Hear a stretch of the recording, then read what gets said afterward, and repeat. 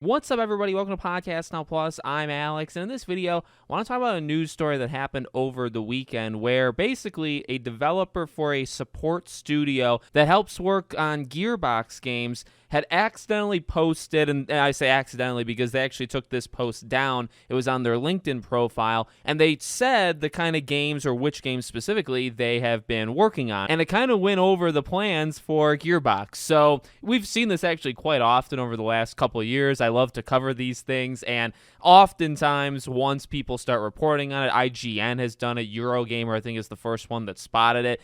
Normally the posts are taken down, and in this case the post was also taken down. So what we have here is a mention of a few different games. Borderlands 4, which is not shocking because we've actually heard about Borderlands 4 before. In fact, the rumor that I last saw for Borderlands 4 is that it would release next year. So really, it wouldn't even be all that long before that game comes out, for better or for worse. I know some people are burnt out. I know some people love it, but it's still, something that's going to happen. Tiny Tina's Wonderlands 2. Now, this is actually a game I liked the first game quite a bit. Played the entire game with my wife. We had a blast.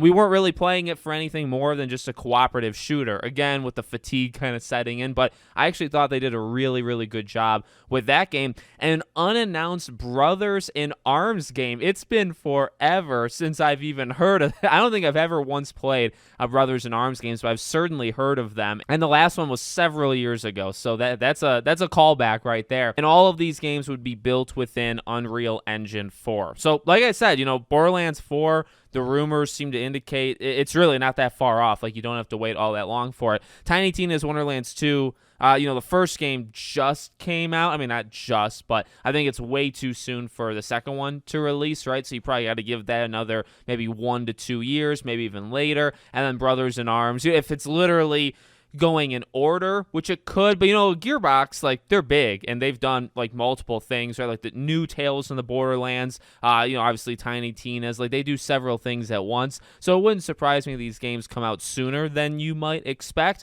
But there you go. And it seems like, by the way, all in, at least 2 of those 3, right? All in on that Borderlands kind of formula, which is always an interesting discussion because I'm not personally getting burnt out, but I like Borderlands 3, I barely played. 1 and 2 I played. Tiny Tina, like, here and there I've played them.